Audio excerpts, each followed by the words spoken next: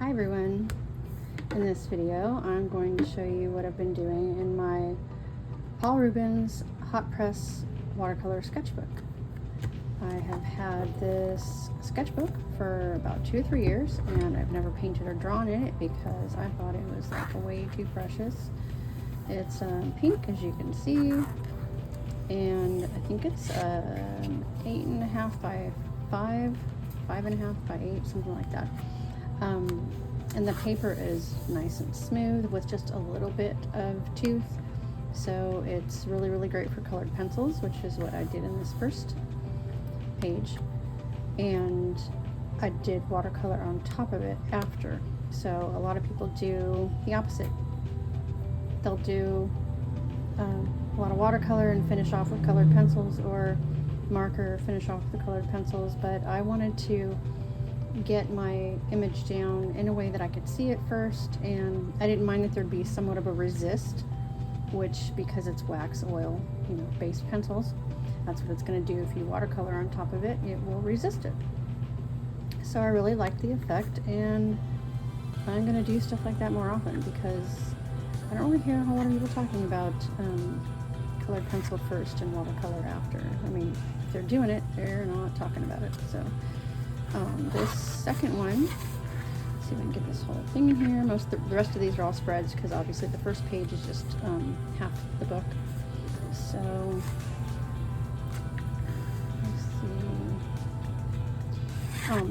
This is acrylic ink, another medium that I rarely ever use and wanted to figure out a way to use it.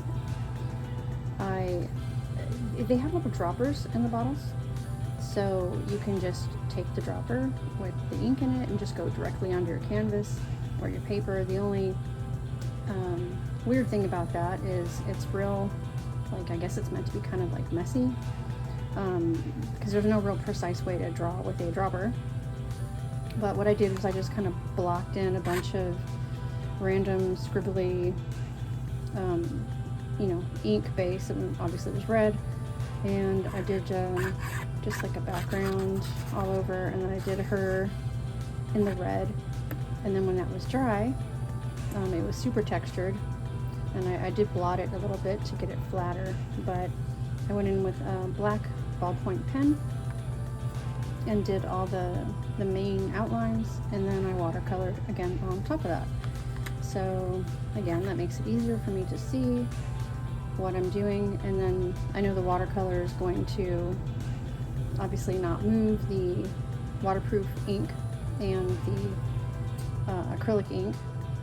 So that was another way I'm trying to use like watercolor last, doing things in somewhat of the opposite order, or just a different order than what a lot of other people do. So it was a bit textured, slightly messy. I didn't really mind that, but it was just different. It was something that I thought I would try. And this is just a watercolor marker, just straight watercolor marker. And then I hit it with water a few times, waited for it to dry, went back in with the precision tip of the marker. It has two sides. It's these markers right here, the ones I've showed you guys before, the brush tip and bullet tip. And yeah, just do some random elements in here with some flowers. Oh yeah, I did use colored pencil in here, mostly just on the flowers. A little bit in the highlights, shading maybe on her face, but yeah, different kind of way of doing the spread lengthwise. And I do like this kind of pop art, graphic art look that it gives. So, and this was another colored pencil with watercolor over. Didn't do a whole lot of identifiable imagery here. It was just mostly, like cloud, water, sky type of abstract into her hair. It was all cobalt blue. The watercolors that I was using throughout this entire book are the Mayberry blue watercolors. That's another thing I don't use a whole lot. and I did put it in one of these little tins that I keep on my desk for my easy access portable use. How many colors do I have in here? I got 13 memory blue colors. Got some unusual pigments. I mean, their quality it's good. I mean, it's alright. It's nothing to write home about, but it's I just like that they had some really single pigments that I don't have and are really interesting. Cobalt blue deep was one that I didn't have, and I used this all throughout. I didn't do a whole lot of watercolor over her face. I think I maybe just did like a wash of their burnt sienna, which is to me more like a raw sienna. And yeah, I like the way this one turned out. Again, I'm liking that whole colored pencil first, watercolor next thing. This one, this is Caran d'Ache Neocolors. This is these water-soluble crayons. Look how cute this tin is. And they give you little stickers to put on. So I think there's 15 in here. Yeah, they're water-soluble. They call them water-soluble oil pastels, but to me they're just, you know, a water-soluble medium, watercolor pencil type thing. The image is smaller, which I don't recommend doing with such a chunky type of medium. So this one ended up being like more like super expressive, almost like an oil pastel, but I went in with some ballpoint pen. It's just really sketchy and weird. I mean, this one's not my favorite, but yeah, just trying to experiment and see what I can do on this smoother paper. Another reason why I'm using this smoother paper too is because I do have my favorite Rubin hot press watercolor paper that I've been wanting to get back to using again, but again, because it's so precious and I can't find anything else like it,